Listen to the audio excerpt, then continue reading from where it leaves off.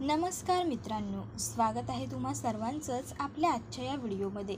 आपल्या या व्हिडिओमध्ये आपण जाणून घेणार आहोत मुरंबा मालिकेच्या आजच्या भागाचे लेटेस्ट त्याचबरोबर इंटरेस्टिंग अपडेट. त्यामुळे पटापट व्हिडिओला लाईक करा, तसेच चॅनलला सबस्क्राईब करून बेल आयकॉन आठवणीने प्रेस करायला विसरू नका. मित्रांनो, तुमचा एक लाईक हा आमच्यासाठी खूप महत्त्वाचा असतो. आम्हाला पुढे आणखीन काम करण्यासाठी ऊर्जा तसेच मोटिवेशन मिळत राहते. त्यामुळे तसेच चॅनलला सबस्क्राईब करताना बेल आयकॉन आठवणीने प्रेस करत चला, जेणेकरून तुम्हाला पुढच्या प्रत्येक एपिसोडचं नोटिफिकेशन हे पटापट मिळत जाईल आणि सर्व व्हिडिओंचा आनंद तुम्हाला घेता येईल. तर आजचा भाग हा इंटरेस्टिंग असणार आहे, कारण आजच्या भागामध्ये आता अक्षयला आणि माहीला एकमेकांपासून लांब ठेवण्याचं, वेगळं ठेवण्याचं अक्षयच्या आईने ठरवलं आहे आणि त्यासाठी आता ती वेगवेगळे प्लॅन्स बनवणार आहे. आनंदची त्याचबरोबर नयनाची मदतसुद्धा ती घेणार आहे. आता तिला वाटतंय की अक्षय आणि माहीने एक होण्या अगोदर त्या दोघांनी किमान अग्नीसमोर 7 फेरे घ्यावे. अक्षयने तिच्या गळ्यामध्ये मंगळसूत्र घालावं. आता असं होईल का? अक्षय घालणार का माहीच्या गळ्यात मंगळसूत्र?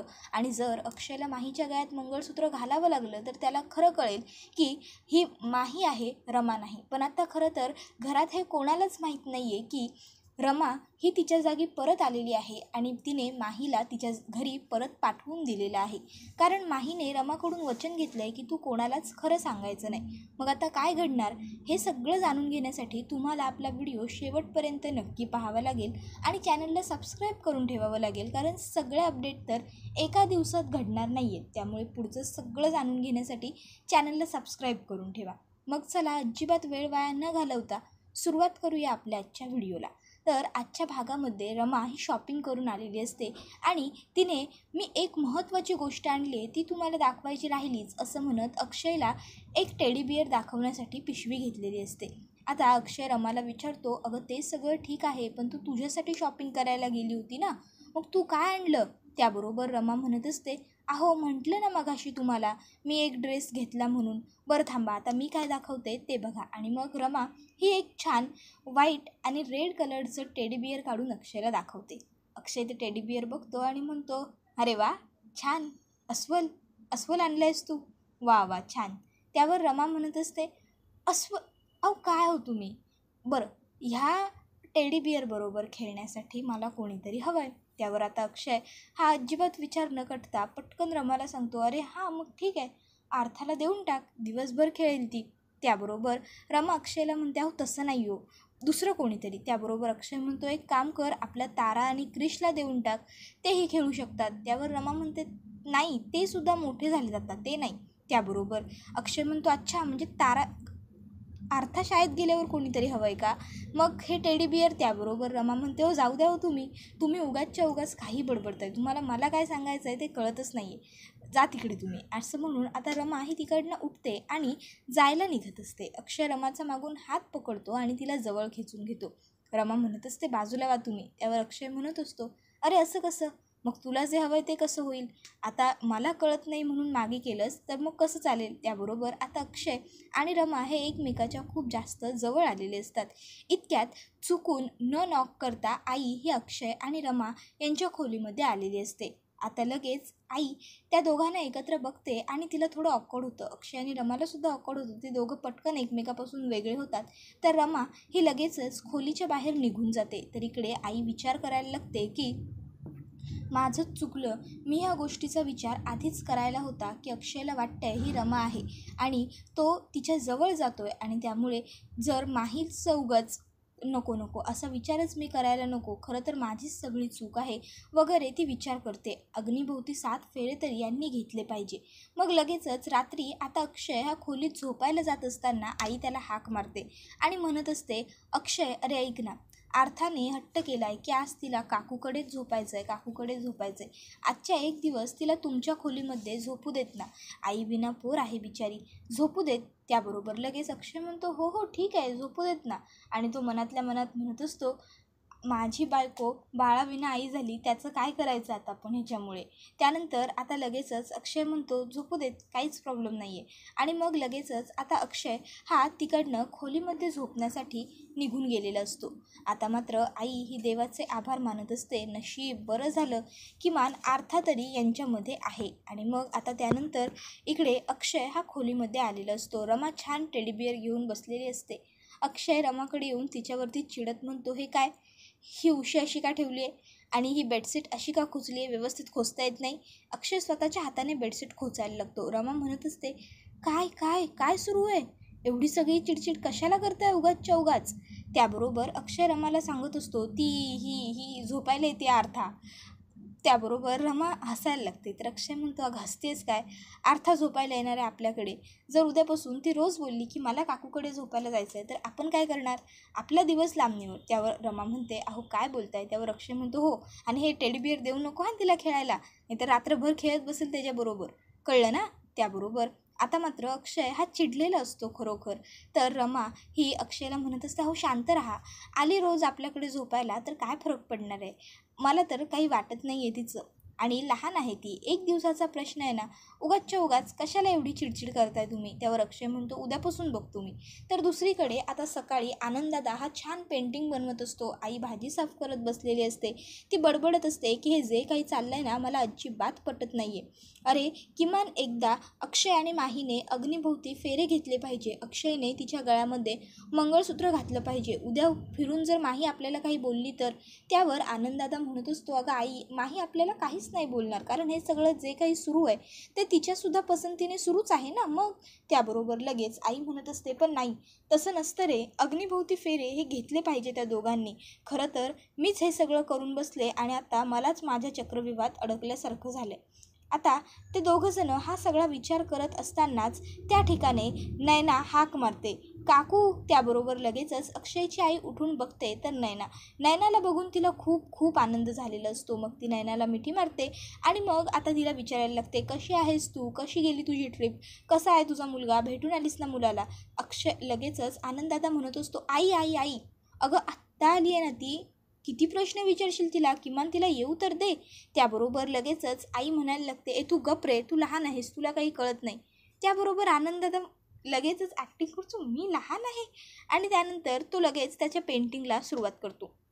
तर आता लगेचच इकडे आई ही म्हणत असते, बरं झालं तू आलीस नयना. आणि मग आता इकडे नयनाला सगळं काही सांगायला आई सुरुवात करत असते, पण तिला सांगता येत नसतं.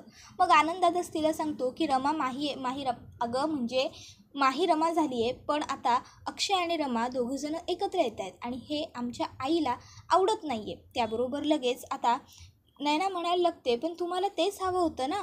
त्यावर लगेच आता इकडे आनंददादा सांगायला लागतो की अगं हो, तेच हवं होतं, पण आमची आई पडली ओल्ड फॅशन, जुन्या विचारांची.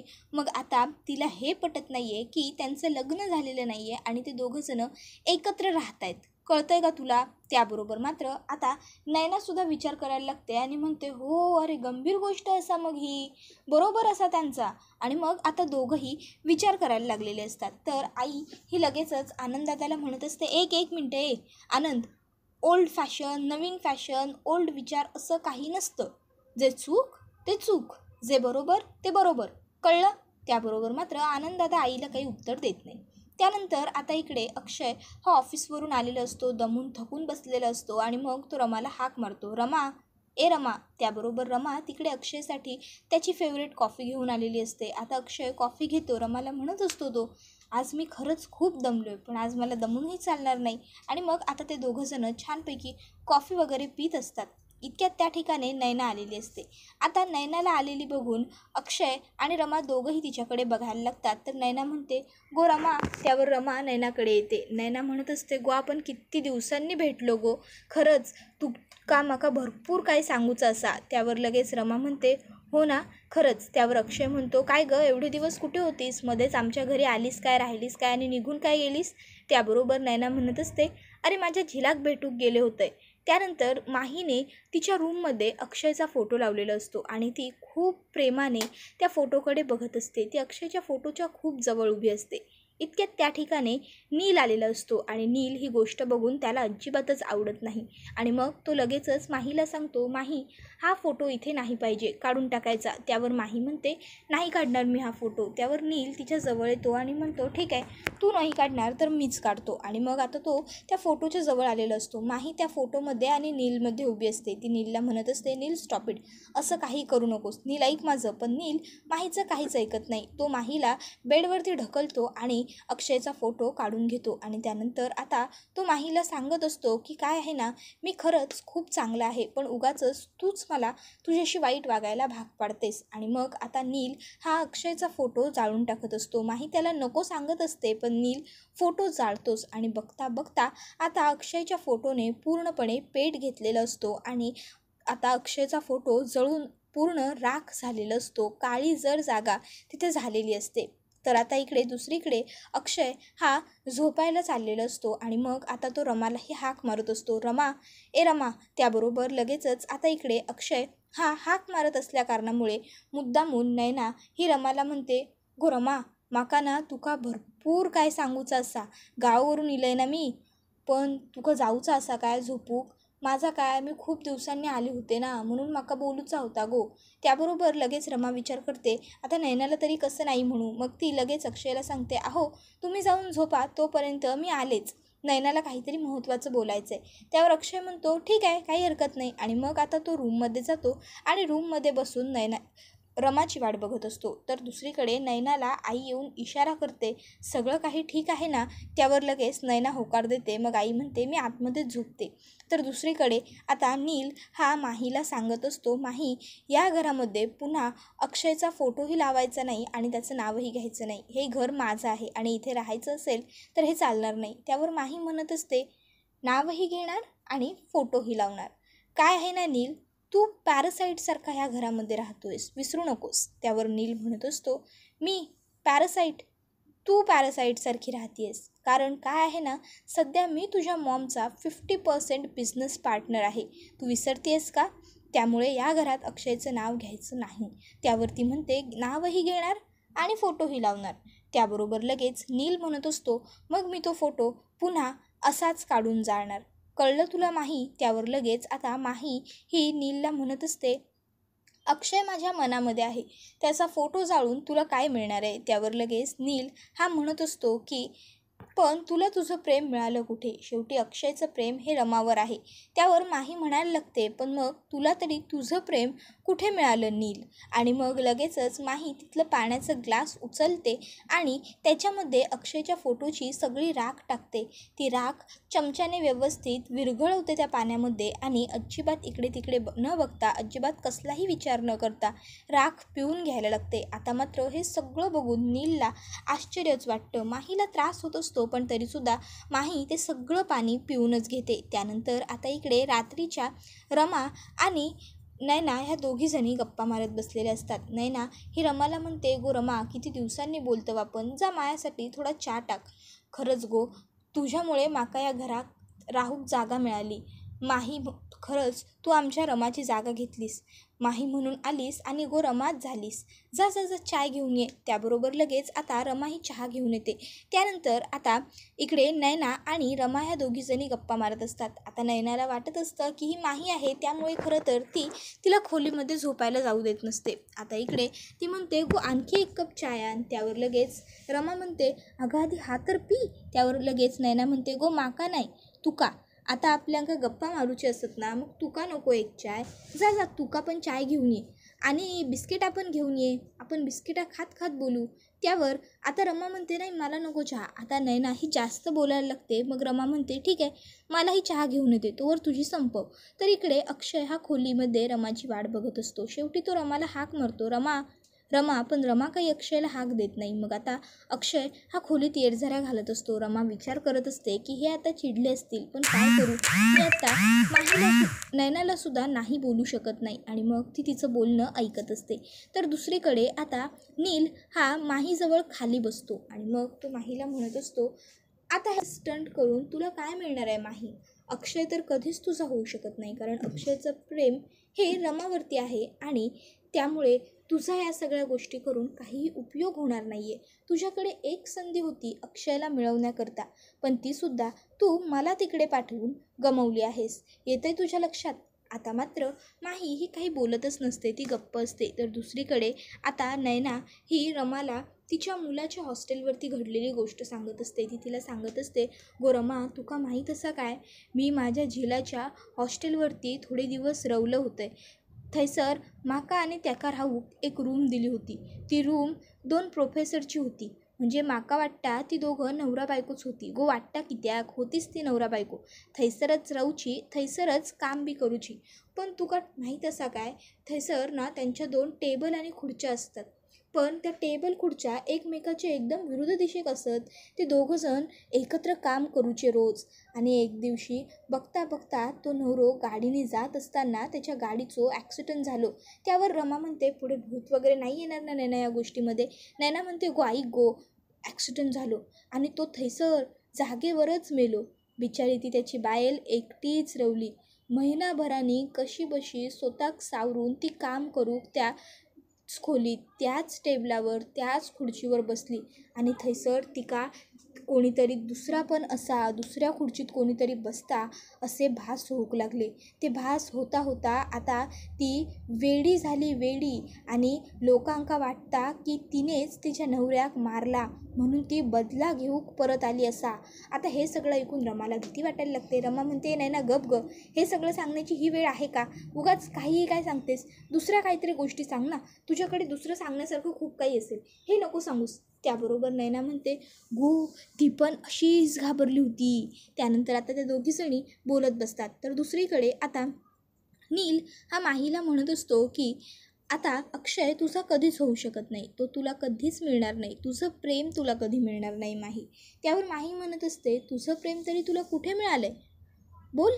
त्याबरोबर मात्र आता नील हा गप्प राहतो. तर माही म्हणत असते, अक्षय माझ्या मनात आहे, कळलं. तर दुसरीकडे आता नैना आणि आई ह्या दोघीजणी बोलत असतात. आई ही नैनाला सांगत असते की मी त्यांच्या खोलीत सगळीकडे अलार्म लावून ठेवलेत. आता ते दोघं एकत्र आले की ते अलार्म वाजतील आणि मग ते दोघंही वेगळे होतील. त्यानंतर आता अक्षय आणि रमा झोपून घेतात, इतक्यात अलार्म वाजायला लागतो. अक्षय म्हणतो, ए रमा, अलार्म वाजतोय बघ तुझा, बंद कर पहिला तो.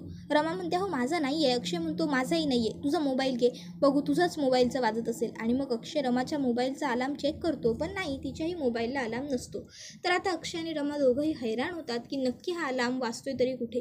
तर दुसरीकडे आई आणि नैनाला मात्र या गोष्टीने मस्तच आनंद झालेला असतो. त्याबरोबर हा व्हिडिओ तर इथेच संपतो, पण व्हिडिओला लाईक आठवणीने करा, तसंच चॅनलला सबस्क्राईब करून बेल आयकॉन प्रेस करायला विसरू नका. आता तुम्हाला काय वाटतं, आईने हा जो काही प्लॅन ठरवला आहे तो सक्सेसफुल होईल का, की तिच्या प्लॅनवर मात करत अक्षय आणि रमा एक होऊन तिला जे नको आहे ते घडेल, ते आम्हाला कमेंटमध्ये नक्कीच सांगा. त्याचबरोबर अक्षय आणि रमाची जोडी तुम्हाला कशी वाटते तेही सांगायला विसरू नका. आणि तुम्हाला रमा जास्त आवडते की माही हेही सांगायला विसरू नका. पुढचा व्हिडिओ येईपर्यंत टाटा, बाय बाय, धन्यवाद.